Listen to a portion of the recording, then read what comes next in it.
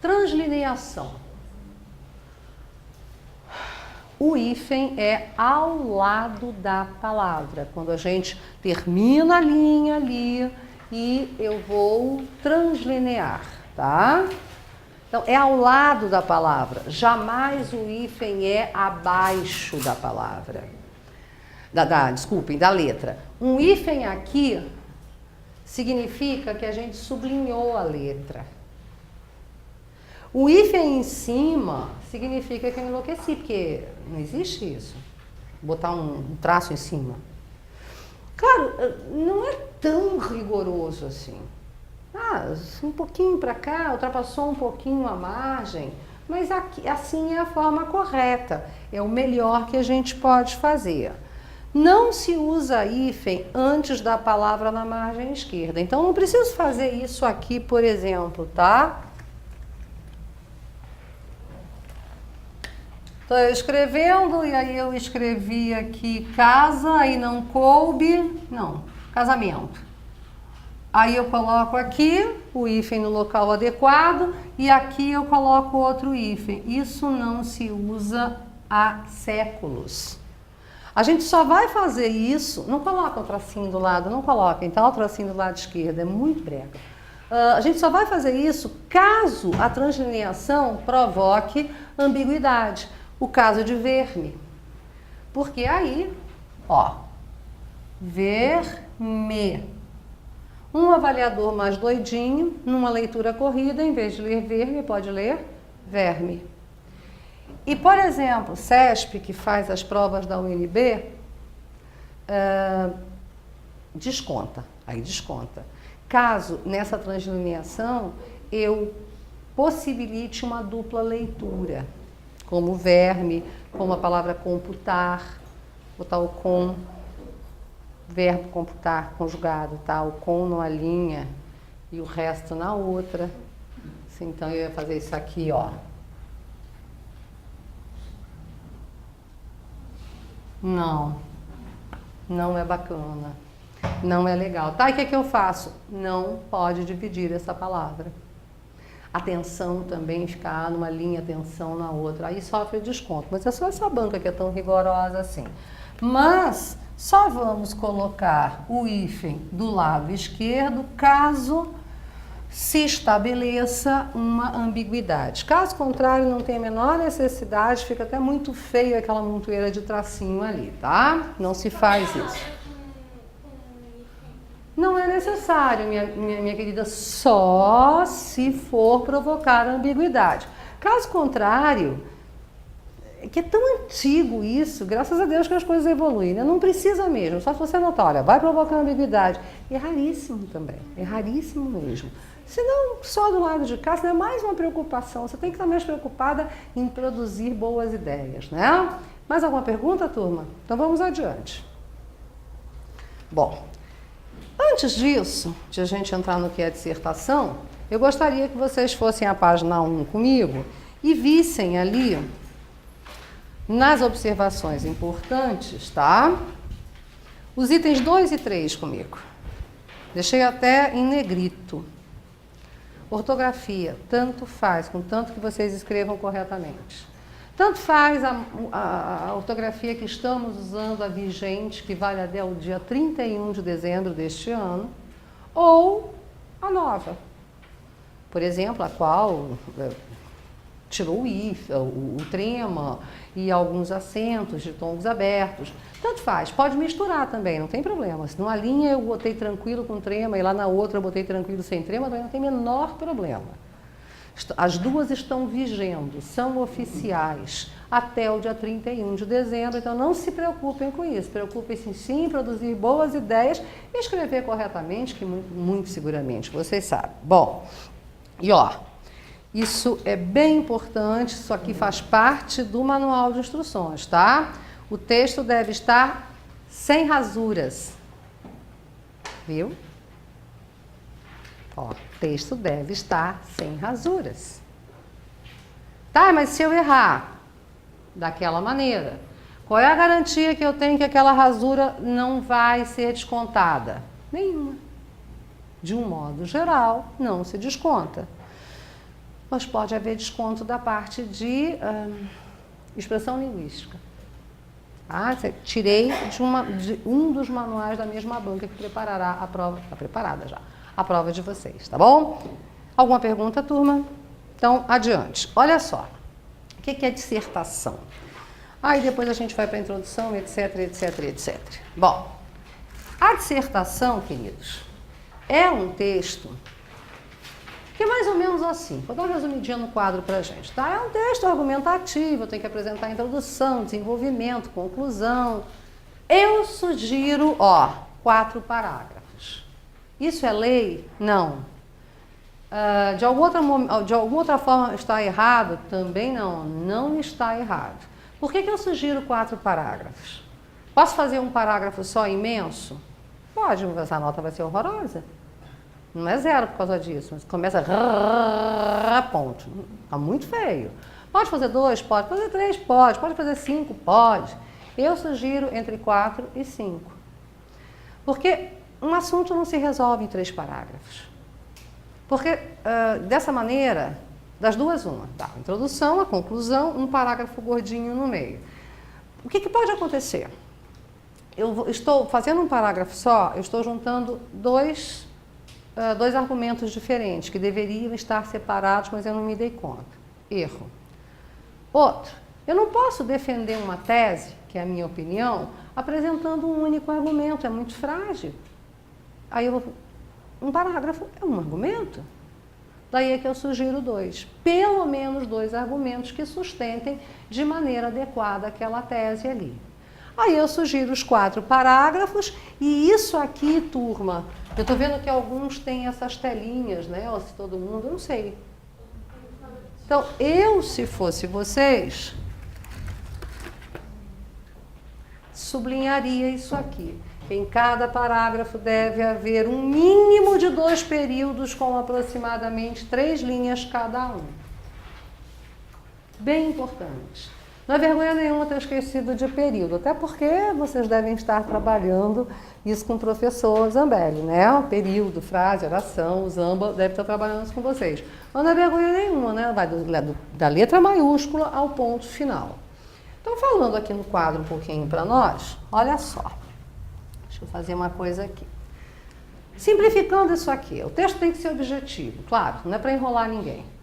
Objetividade não é o oposto, como alguns de nós pensamos, de subjetividade. A palavra subjetividade vem da palavra subjectum, do latim, que significa sujeito. Em todo o texto, o sujeito que escreve, vocês, tem de aparecer. Porque se não for assim, não é uma dissertação, é uma notícia. Fulaninho caiu do 8º andar, ponto. Sim, cadê você? Não, só tem o fato ali. Ser objetivo é apresentar o que eu vou colocar aqui para vocês de maneira concisa, o menor número de palavras possível para dizer o máximo possível, para não encher a paciência do leitor, e tentar principalmente persuadir esse leitor, ou seja, convencê-lo de que aquela tese que vocês estão defendendo faz sentido. Ao final da leitura, eu posso até não concordar com você, eu posso achar, olha, que que na realidade, eu continuo concordando com o que você pensa, mas que você argumentou com propriedade, é fato. Então, uma dissertação funciona dessa maneira aqui, tá, gente? Nos apresentam um fato qualquer. Esse fato pode ser um fato de cunho social. Por exemplo, a demora do término das obras para a Copa de 2014. O estádio do Inter não fica pronto nunca. Aí nos oferecem esse fato lá. A respeito desse fato, daí a importância de estarmos sempre muito bem informados. E hoje não tem mais desculpa para a gente não estar informado. Porque se eu não tenho jornal, eu acesso à internet. Se eu não tenho internet, eu tenho rádio, que é um veículo fantástico de informação. Muitas vezes, meu ponto de vista, está melhor do que a televisão porque é no quente. Mas bem melhor do que o jornal. O jornal é notícia de ontem. O rádio é de agora, está acontecendo. A televisão ainda tem que editar a imagem muitas vezes. Eu não tenho desculpa para a gente não ser bem informado. A respeito desse fato, anjos, vocês vão emitir uma opinião. E aí, a essa opinião, damos o nome de tese. É aquilo que a gente faz, na realidade, isso aqui é aquilo que a gente faz quando a gente conclui a graduação, o TCC. É um trabalho de conclusão de curso. Mediante orientação de um professor, escolhemos um fato X da nossa área de conhecimento, e está aí, levantamos hipóteses e comprovamos essas hipóteses que se tornam teses a respeito daquele fato ali. Ocorre que nenhuma opinião pode surgir, nem que seja aqui, ó, na boca, do nada. Eu elaborei aquilo. E eu preciso justificar, eu preciso comprovar. E aí, para dar sustentação a essa opinião, eu preciso apresentar argumentos. Vocês viram que eu botei o plural? Tem de ser mais de um. Um único argumento não sustenta uma tese. Daí a minha sugestão de 2 parágrafos de desenvolvimento. Ocorre que essa opinião, eu tenho argumentos. Mas esses argumentos, eu não acordei um belo dia e apareceram na minha cabeça. Eu li, eu me informei, eu vi televisão, eu conversei com as pessoas. Então, para dar sustentação a esses argumentos, eu preciso do que se chama de contextualização. Já vou simplificar essas palavrinhas para nós. A essa contextualização, nós podemos, simplificando, dar o nome de exemplo. Vocês viram que eu coloquei no plural ou no singular? Porque não é para colocar um monte de exemplo. Se nós apresentarmos muitos exemplos, um exemplo bom é suficiente para justificar esse argumento, que esses argumentos é um exemplo para cada argumento, porque de vez em quando a gente tem a tendência a oferecer uma série de exemplos para o sujeito, e aí corremos um risco seríssimo de aquele texto virar uma descrição, uma narração, ou uma narrativa histórica, como eu comecei conversando com vocês nesse sentido. Um bom exemplo é suficiente. Porque a gente acha que está escrevendo um baita texto, mas na realidade a gente não está fazendo uma dissertação. Porque o texto pode ser bom, mas não está fazendo uma dissertação. Bom, depois que vocês então receberem a proposta, analisarem essa proposta, coisa que nós vamos ver aqui, escreverem o rascunho dessa proposta, e alguém deve estar pensando assim, muito elegante, educadamente, não me contraria, assim, mas qual é o tempo que ela acha que a gente tem para fazer isso, né? É por isso que isso exige treinamento. E aí, quando tiver tudo pronto, antes de passar limpo, porque como é que vocês fazem? Vocês fazem rascunho, né? Agora, assim, é brincadeira, eu pergunto, vocês respondem. Vocês fazem rascunho, né? Sim. Sim, porque não é psicografia, né, gente? Não é para receber um santo e começar a produzir o negócio. Aí, vocês releem o rascunho ou vocês já partem para passar limpo? Oi? A gente relê. Aí a gente vê, faltou uma vírgula, repeti demais essa palavra, quebrei essa frase. E aí, quando vocês estiverem fazendo isso, a ideia não se muda mais, tá, amados? Mudar a ideia antes de passar limpo é assim, quero errar. Aí muda a ideia antes de passar limpo.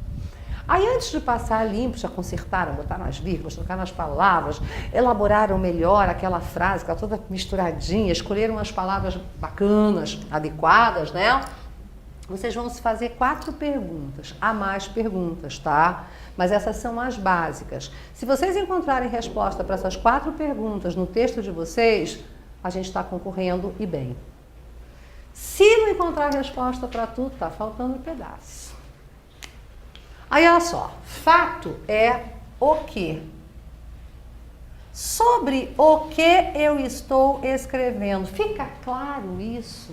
O meu leitor identifica este fato no meu texto ou eu estou dando uma grande embromada nesse sujeito? Sim, vocês vão dizer assim, mas ela é louca. Claro que todo mundo vai escrever sobre o que manda. Não é, turma. Não é. Às vezes a gente pega um texto, a gente sabe a proposta, porque eu encaminhei, e eu vou até o fim, sem encontrar o fato. Ou então a criatura deixa lá para a conclusão, fazendo um mistério, sabe?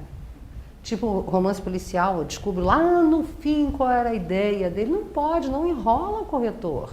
É mais ou menos, você me faz uma pergunta A que horas são? Aí eu te respondo que eu acordei, aí que eu tomei café. Não perguntei isso, eu quero saber suas horas. Então, é direto ao ponto. Isso é ser objetivo. Vai direto ao ponto, não enrola. Bom, tá claro o fato? Tá. Tá na introdução? Sim, porque tem que estar lá. Tá, bacana. Opinião.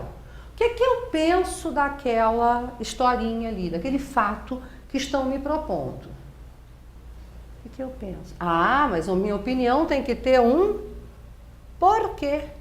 Por que eu penso dessa maneira? Se só tiver no papel ali, eu gosto ou eu não gosto, grossíssimo modo, não está valendo. Por exemplo, não sei se vocês chegaram a ver, eu gosto muito de cinema, tá? Não sei se vocês chegaram a ver esse filme que ganhou o Oscar, O Artista. Eu fui ver. E não gostei. Não tanto quanto seria de se esperar, porque é um filme oscarizado, né?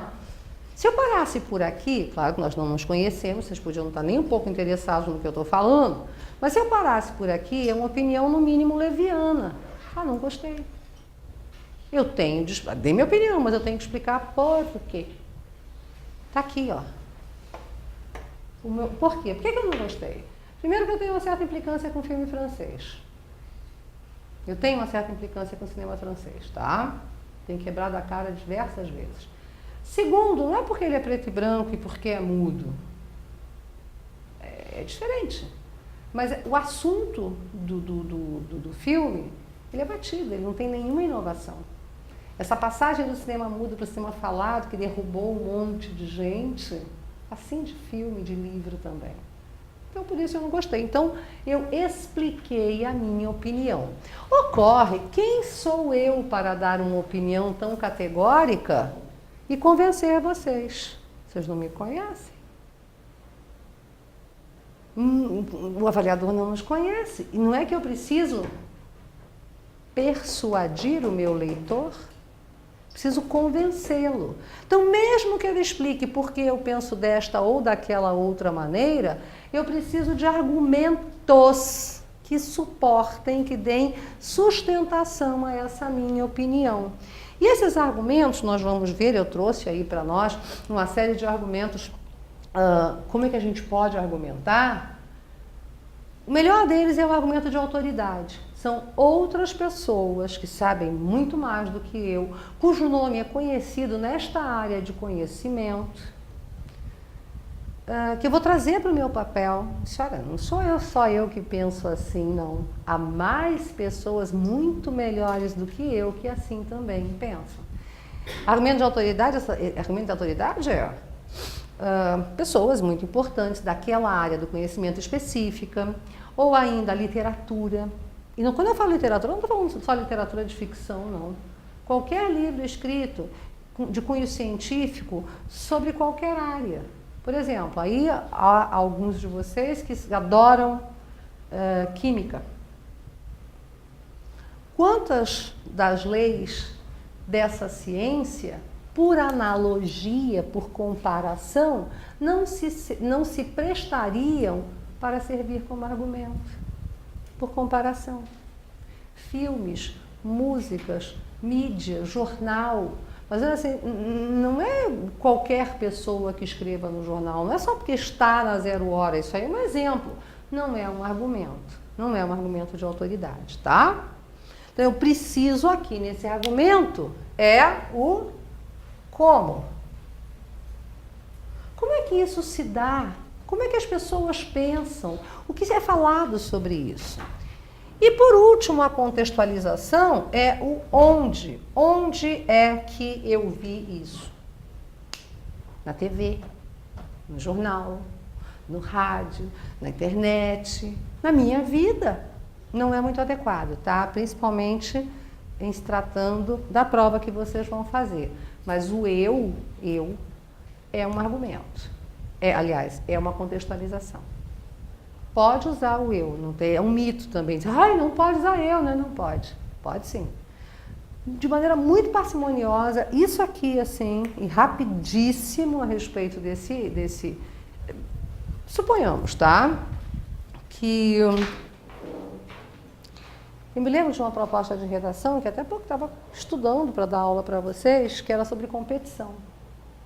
E creio que foi uma menina que escreveu, por causa dos adjetivos, e ela falou que ela se sente estimulada, eu sinto-me estimulada quando tenho um forte concorrente.